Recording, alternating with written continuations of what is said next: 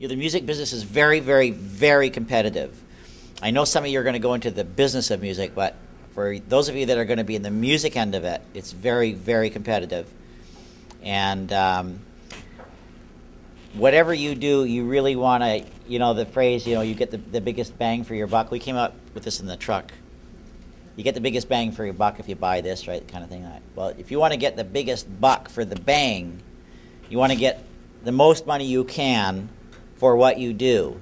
You really have to really pay attention to that. So you want to make everything look as simple to the person that's hiring you as possible. You don't want to, go, well, I don't know if we can do that or anything like that. Oh, yeah, okay.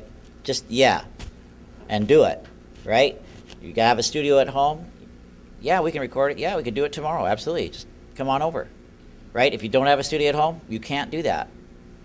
It's really, really, really important. And you'll learn how to charge for your stuff as you go. There, you can't just say, I'm going to charge, $500 to do this and then $200 to do that or whatever. You just kind of do it and do it really cheap at first. Do it for nothing, then do it really cheap. And then figure out, how much they liked what you did and all that. And then you can, that's how you get the biggest buck for the bang, because you're the one that's making, playing the drums and making the bang, Well, if you were going to start a studio right now, what would be the first 3 or 4 things you would buy? Pro Tools, for sure. You'd have to have that. You'd have to have Pro Tools. You can't, I don't know anybody that uses Logic as an end result for their project or a digital performer or anything. There are some young musicians that are learning or whatever that, but I mean people that are actually working in the business, everybody uses Pro Tools.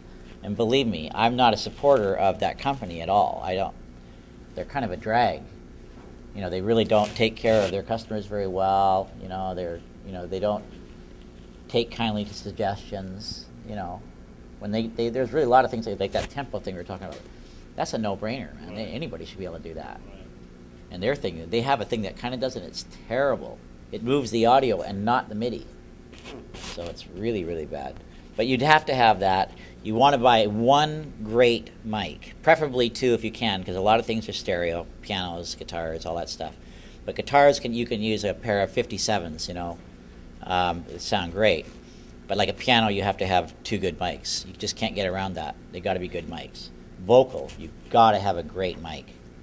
You bring mics with you wherever you go. What is your preference? I have a 251. I have a pair of 251 Telefunkens. They're about 20 grand each. Yeah, they're a lot of money. Well, what could we spend our money on? We didn't have 20 grand. What would we? Well, you can buy. There's a great little mic. If only I could remember. It's a fabulous mic. It's a poor man's 251, I think. I've got one that I use if I'm up in Canada and I don't have that mic with me. I'll use it for backgrounds, and it's unbelievable. And it is made by Telefunken. And it's about that big, it's about that round. I think is it a 403 or 401? I can't remember the name. I'll email it to you so that you can tell everybody. But do you find that a good mic will sound good for every singer? A Telefunken, I have a Telefunken 251 is the only mic I've ever used that sounded good in every application of a singer. I have never found a person that they didn't go, wow. Not one person. And there's a C12, which is a version of that's the same genre of that mic as the C12, and there's That's a Sony though, right? No, Telefunken C12. Oh, okay. There might be a Sony C12. That's a AKG C12, I think, and a C24 is a stereo one of that. Right. Yeah.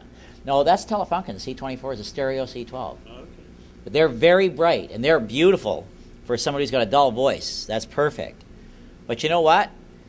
EQ, you can do anything with good EQ, with a good mixer. So if you record flat with a great mic and a great mic pre, you have to have a good mic pre. I use a Mastering Labs mic pre, but there's lots of good ones out there. If you record that flat without doing anything to it, when you mix, you're covered. You don't have to worry about